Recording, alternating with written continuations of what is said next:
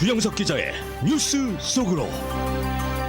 뉴스 속으로는 예방과 치료의학도 최고, 리퍼도 최고, 시니어 어르신들에게 서울 메디칼 그룹이 최고, 서울 메디칼 그룹 제공입니다. 일부 업체들이 최근에 들어서 LGBTQ, 즉 성소수자를 앞세운 마케팅을 내세웠는데 이 반발하는 소비자들 움직임 때문에 매출 감소와 주가 하락 등으로 곤혹을 치르고 있습니다. 이 성소수자 문제는 옹호하는 측과 반대하는 쪽으로 극명하게 갈린다는 점에서 업체 마케팅이 성소수자와 관련해 핫 이슈로 부각이 되면 수습이 불가능해지기 때문입니다. 인공지능 AI가 근래 급격히 발전하면서 인간의 일자리를 잠식하고 있는데 최근 화이트칼라 직종이 AI로 인해 직격탄을 맞고 있는 것으로 나타나고 있습니다. 주영석 기자. 안녕하십니까. 요즘 제품 마케팅에서 성소수자가 논란의 대상이 되고 있죠. 그렇습니다. 이 일부 유통업체나 소매업체들이 이 성소수자 마케팅을 전면에 내세우고 있는데요. 아무래도 이제 시대가 많이 달라졌기 때문에 성소수자를 이제는 뭐 취시하거나 꺼리는다기보다는 이제는 좀 많이 오픈되는 그런 상황이고요. 특히 젊은 층 사이에서는 성소수자에 대한 뭐 거부감이라든가 이런 게 좀 많이 사라지고 또 젊은이들 중에 성소수자들이 많이 나오고 있는 상황. 또 이제 진보적인 계층일수록 이제 성소수자 인권 문제 이런 쪽에 많은 관심이 있다 보니까 그런 젊은층, 진보적 계층 등을 대상으로 공략을 하고 있습니다. 그렇게 되면 이제 깨어 있는 업체, 앞서가는 업체라는 또 인식을 줄 수도 있고요. 그래서 이 성소수자 마케팅이 요즘 활발한데 이 성소수자 마케팅을 또 그렇게 100% 다들 좋아하는 것만은 아니고 성소수자의 좀 부정적인 인식이 있다거나 거부감이 있는 사람들은 또 너무 이렇게 많은 업체들, 기업들이 성소수자 마케팅을 앞세우니까 좀 거기에 대해서 좋지 않은 이런 반응을 나타내고 있습니다. 그래서 특정 업체가 성소수자 마케팅을 한다는 건 양날의 검과 같다. 많은 지지를 받을 수 있지만 또 많은 비판의 대상이 될 수도 있고 또 역풍의 대상이 될 수 있다는 이제 그런 얘기죠. 그래서 일부 업체들이 최근 미국에서 이 성소수자 마케팅을 굉장히 공개적으로 대놓고 추진하다가 지금 이 논란의 대상으로 전락하고 있는 그런 모습입니다. 어떤 업체들인가요? 네, 뭐 몇몇 업체들이 있는데 가장 이제 유명한 건 최근에 타겟이죠. 네. 타겟은 뭐 이 시간에도 뭐 보도가 나왔습니다만 미국을 이제 대표하는 전국 대형 유통업체 중에 하나인데 매장 전면에 LGBTQ 이 성소수자 전용 상품들을 내놨다가 크게 곤혹을 치르고 있습니다. 그 이제 오늘이 6월 1일이잖아요. 예. 그렇죠. 매년 6월은 성소수자의 달입니다. 그래서 뭐 LA 카운티 청사에 성소수자 깃발을 성조기 캘리포니아 주기와 함께 이제 꽂을 정도로 지금 굉장히 그 성소수자에 대한 인식이 확산되고 있는데 그 성소수자 인권의 달 LGBTQ 프라이드 먼스를 맞아서 이벤트의 일환으로 기획해서 이걸 그러니까 6월 전부터 몇 달 전부터 이제 이걸 대대적으로 프로모션을 하고 그랬는데 이 전국적으로 여기에 대한 반발이 굉장히 좀 거센 그런 상황입니다. 미국에도 보수적인 분들이 굉장히 많잖아요. 그래서 이 심지어 고객들이 타겟 매장에 몰려가서 물리력을 행사하면서까지 반대하고 반발하는 이런 모습. 그래서 성소수자 이 마케팅을 한 것이 오히려 지금 독이 되고 있는 매출이 줄어들고 주가가 떨어지는 이런 심각한 위기를 지금 맞았고요. 여기에 최대 유통업체 월마트도 성소수자 마케팅 적극하고 있고 의류업체 H&M도 성소수자 마켓을 지난 10년여간 해왔습니다. 또 그런가 하면 맥주회사 버드라이트도 이 소셜 인플루언서 딜런 몰바니 26살의 딜런 몰바니와 파트너십 계약을 맺고 마케팅을 체결했는데 딜런 몰바니가 성소수자죠. 그래서 아주 적극적인 성소수자 마케팅을 했는데 오히려 이 주 고객들의 반발이 커지면서 이 마케팅이 실패로 돌아가고 부담만 커진 그런 상황입니다. 그래서 불매운동, 버드라이트 불매운동까지 벌어졌고요. 모기업인 엔하이저부시 이 최고 경영자까지 나설 정도로 굉장히 좀 그 시끄러운 상황. 그래서 이 많은 업체들이 성소수자 마케팅하고 있는데 하나같이 지금 역풍을 맞고 있는 그런 모습입니다. 근데 이렇게 성소수자 마케팅 왜 이렇게 역풍이 불 정도로 네. 반발이 큰 겁니까? 그게 최근에 아주 트렌드처럼 되고 있는데 이게 사실 뭐 어제 어제부터 시작된 것도 아니고 어제 오늘부터 시작된 게 아니라 꽤 오래됐단 말이에요. 한 10여 년 전부터 이 성소수자 마케팅이 시작이 됐는데 초기에는 큰 반발이 없었어요. 그때는 성소수자 인권이란 것도 없었고 성소수자가 거의 숨도 못 쉴 정도는 그런 세상이었고 그러니까 이렇게 성소수자 마케팅을 하는 업체들이 찬사의 대상이었고 굉장히 그 긍정적인 그런 지지를 많이 받았습니다. 근데 최근 들어서는 반감이 거세지고 있는 그런 모습이에요. 그러니까 지난 10여 년간 세상이 달라진 겁니다. 성소수자들이 굉장히 그 힘든 그 사회적인 위치에 있다가 최근에는 굉장히 당당해지는 위치로 변모됐죠. 화장실, 뭐 탈의실, 샤워실, 수영장, 뭐 성소수자가 이제는 당당하게 쓸 수 있는 그런 세상이 됐고 트랜스젠더가 스포츠에서 여성 대회 출전하면서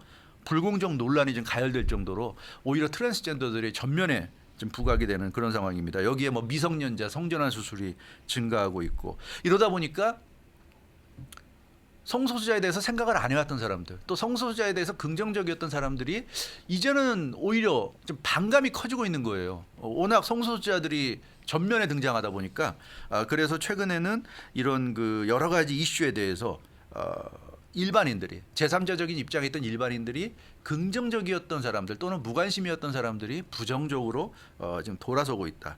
그러다 보니까 이렇게 성소수자 마케팅을 대놓고 하는 업체들에게 그런 평소에 성소수자에 대해 갖고 있던 최근에 어떤 사회적 분위기에 대해서 불만이 있던 사람들의 그런 모든 불만들이 집중되고 있는 이런 모습입니다. 그래서 불매운동, 주식 매수, 매도죠. 주식 매도 같은 실제 행동으로 업체들에게 타격을 가하고 있는 그런 상황이라고 할 수 있겠습니다. 네, 초기에는 큰 반발이 없었고 오히려 소수를 존중하는 지원에서 그렇죠. 지지를 네. 받았다가 네. 뭐 앞서 여러 이유를 말씀했습니다만은 네. 그렇다고 해서 이렇게 급격하게 반감이 커지는 거는 또 숨은 이유가 있을 듯해요. 네, 그렇죠. 예, 그렇다고 해도 이렇게까지 그러니까요. 심하게 반발할까 싶긴 한데, 네. 그러니까 일반인들 중에서 지금 거부감이 있는 사람들의 생각은 성소수자 권리 강화가 요즘 들어서 너무 지나치다 이런 생각들을 하는 거예요. 입법화되고 있는데 이게 너무 좀 앞서간다고 생각하는 겁니다. 그러니까 예를 들어서 트랜스젠더가 화장실, 사실 트랜스젠더는 10년 전만 해도 화장실 쓰기도 힘들었어요. 본인은 남자로 태어났지만 여자라고 생각하는데 남자 화장실 가서 쓰는 게 너무 힘든 거고 트랜스젠더 뭐 성소수자 입장에서는. 근데 현실은 그런 사람이 쓸 수 있는 화장실도 없고 힘든 상황이었는데 그 10여 년이란 세월이 지나면서 이제는 당당하게 화장실 가서 쓸 수 있는데 그러다 보니까 성소수자가 아닌 사람들이 불편해지기 시작한 거죠. 예를 들어서 트랜스젠더라고 하는데 남자가 그러니까 여자가 된 경우인데 남자 성기를 갖고 있단 말이에요. 그런 사람들이 여자 화장실에 가서 나는 여자다 이렇게 생각하면서 여자 쓰는데 남자 성기를 갖고 있다. 그 여자들은 굉장히 불편해지는 거고. 무섭기도 해요. 왜냐하면 그 네. 사람이 진짜 트랜스젠더가 아닐 수도 있어요. 뭐 그런 생각할 수 여성을 있겠죠. 성범죄를 하기 위해서 일부러 그렇게 꾸며가지고 들어오는 건 어떡할 겁니까? 그렇게 생각할 수도 있겠죠. 예. 그러니까 굉장히 그러니까 서로가 서로에 대해서 적대적이 될 수 있는 네. 거고요. 그러다 보니까 이제 점점 거부감이 커지고 좀 그런 안 좋은 일들이 생기고 스포츠 대회도 마찬가지죠. 이런 트랜스젠더들이 이제 남성이었던 사람들 여자 종목에 참가하는데 마찬가지로 완전한 트랜스젠더가 아닌 것 같은데 뭐 이런 이제 의심들을 하게 되고 그러다 보니까 요즘 들어서 생각하는 이제 거부감을 갖는 사람들의 생각은 명칭은 성소수자인데 이 사람들이 무슨 다수처럼 행동하는 것 같다. 저렇게 당당할 수 있나?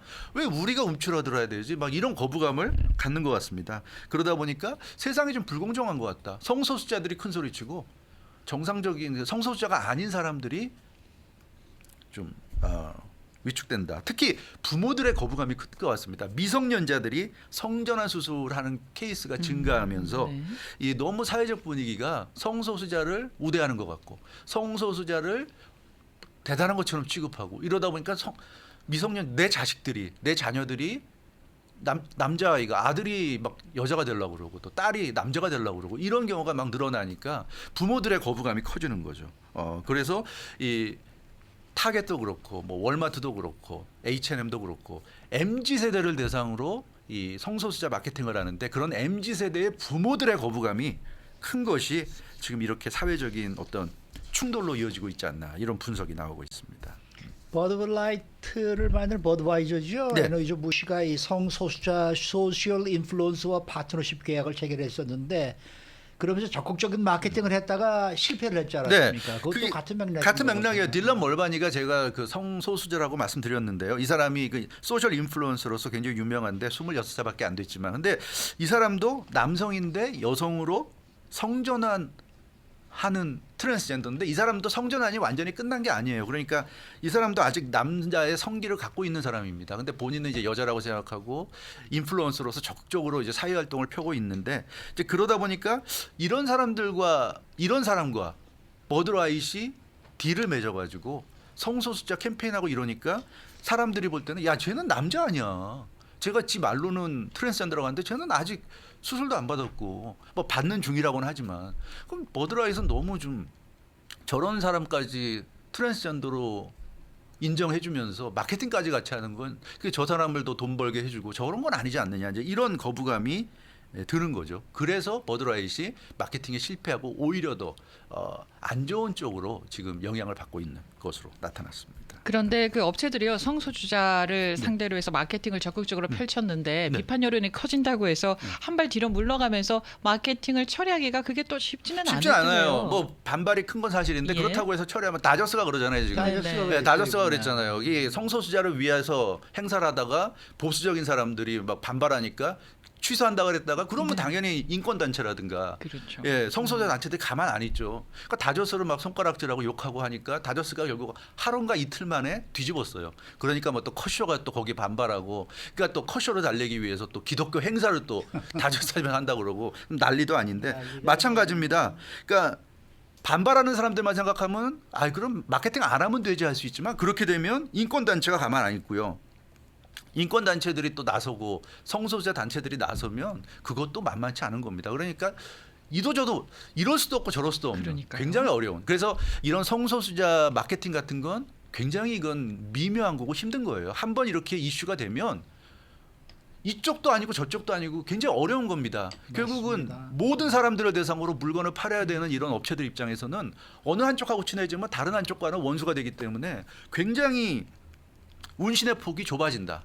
네, 그런 그 공통점이 있는 거죠. 그렇기 때문에 업체들도 참 곤혹스러운 상황인 것 같아요. 지금 상황에서 잘못 처신하게 되면 지금 어려운 것보다 2배, 3배 어려울 수 있다. LA 다저스가 그걸 정확히 지금 보여주고 네. 있습니다. LA 다저스는 성소수자 행사를 할 거였으면 비난이 있더라도 그냥 했으면 되는데 그거를 안 한다고 했다, 한다고 했다 막 이렇게 왔다 갔다 하니까 아주 2중 3중으로 욕을 먹고 있어요. 그러니까 LA 다저스가 아주 지금 이 성소수자 때문에 아주 곤혹을 치르고 있죠. 비난의 대상이 되고 있습니다. 너희들은 그러니까 성소수자 위하지도 않으면서 일부러 이렇게 행사하는 거냐, 이런 위선적이다 하는 얘기까지 듣고 있는데 그런 면에서 좀 쉽지 않은 이슈인 것 같습니다. 네.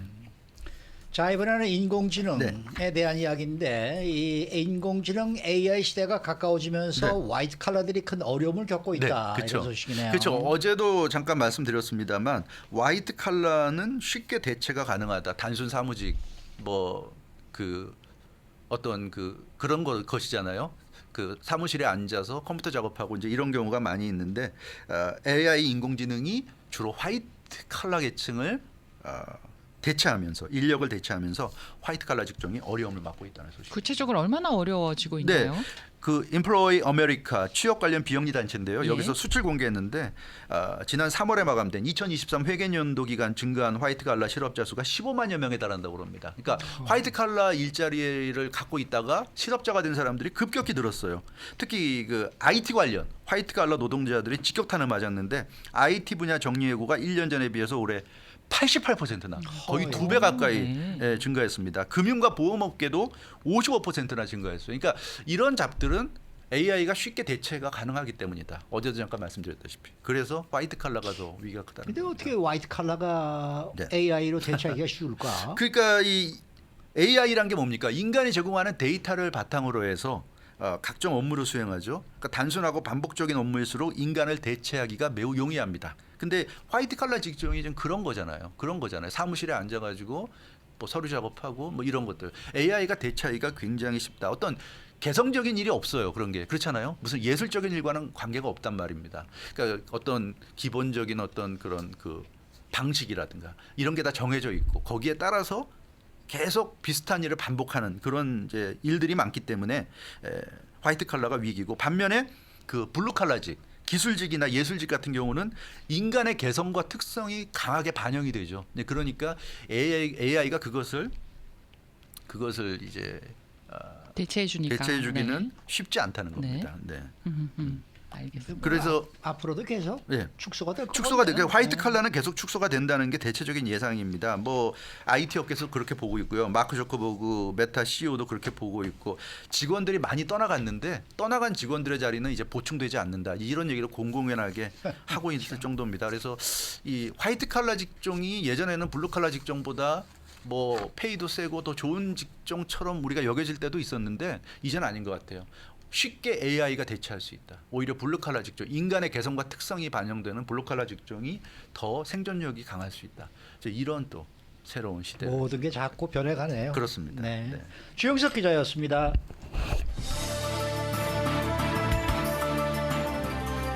뉴스 속으로는 예방과 치료 의학도 최고, 리퍼도 최고, 서울 메디칼 그룹 제공이었습니다.